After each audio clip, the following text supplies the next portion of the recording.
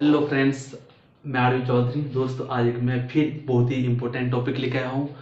Video बहुत ही short होगी, लेकिन ये इसमें जो कंटेंट है वो इम्पोर्टेंट है।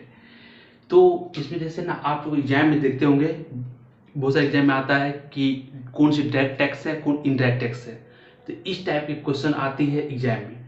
तो हम लोग एक बार में पूरी याद रख लेंगे। जो देखिए, ऐसे डायरेक्ट टैक्स में ना बहुत सारे आइटम्स है, इनडायरेक्ट टैक्स में भी बहुत सारे आइटम है, लेकिन मैं सिर्फ उस आइटम को याद रखूंगा जो आपको एग्जाम के दृष्टिकोण से इम्पोर्टेंट है, जो पूछी जाती है। मुझे भर भर के पूरे नॉलेजफुल पर्सन नहीं बनना है, बल्कि मुझे सक्सेसफुल पर्सन बनना है। ठीक है, देखिए, प्रत्यक्ष मैंने वैसा टैक्स जो हम लोग डायरेक्ट देंगे सरकार को। ठीक है, और प्रत्यक्ष मैंने उसमें हम डायरेक्ट नहीं देंगे, उसको एक चैनल के थ्रू देंगे। ओके दोस्तों, देखिए, संपत्ति मैंने जो आपके पास संपत्ति है उसको आप डायरेक्ट सरकार को टैक्स देते हैं। ठीक है, तो संपत्ति टैक्स हो गया।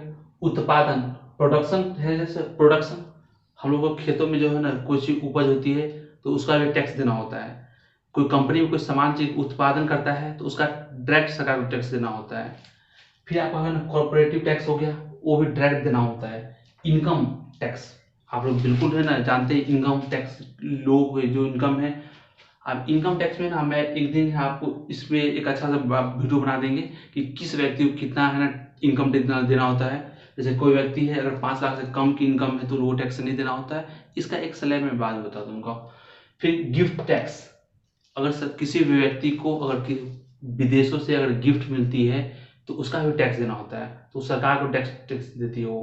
तो ये भी डायरेक्ट टैक्स में आती है। इनडायरेक्ट में क्या होते हैं, आप तो ना ये आपको ना उत्पाद कर आता है। इसके बाद आपको ना ये सीमा शुल्क आती है, मतलब कस्टम टैक्स आता है। तो सीमा शुल्क, जैसे अगर कोई भी वस्तु, जैसे इंडिया से वो अगर नेपाल में कोई सामान जाता है तो उसमें वहां पर सरकार को टैक्स देना होता है।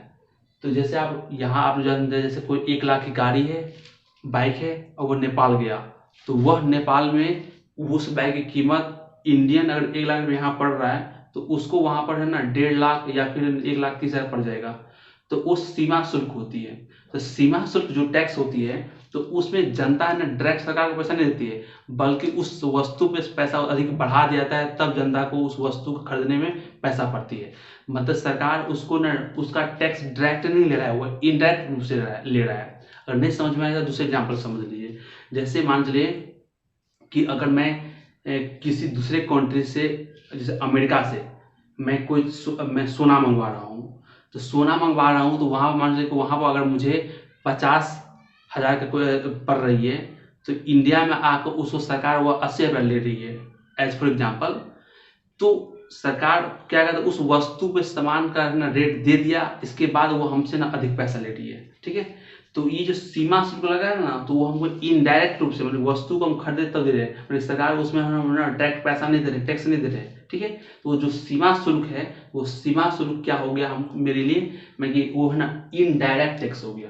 ठीक है, हम सरकार उसको डायरेक्ट पैसा नहीं दिए, बल्कि सामान हम खरीदे उसके बहाने सरकार को टैक्स मिल रहा है। ठीक है, तो ये सीमा शुल्क हो गया आपका कस्टम, इनडायरेक्ट टैक्स हो गया। फिर आपका सर्विस टैक्स, सर्विस मतलब सेवा टैक्स, सेवा कर। तो ये जो है ना, ये भी आपको ना इनडायरेक्ट है, हम लोग डायरेक्ट नहीं देते हैं सेवा टैक्स। कोई भी जैसे आपका हॉस्पिटल, सरकार आपको हॉस्पिटल, याद रखना, सरकार आपको हॉस्पिटल दे रही है, सेवा दे रही है, तो उसको क्या हम लोग टैक्स देते हैं? सरकार आपको स्कूल दी है, क्या उसको हम लोग टैक्स देते? नहीं, उसको हमको ना इनडायरेक्ट रूप से हमको उसका ना हम लोग सेवा टैक्स देना पड़ रहा है। ठीक, हम लोग डायरेक्ट नहीं देते हैं।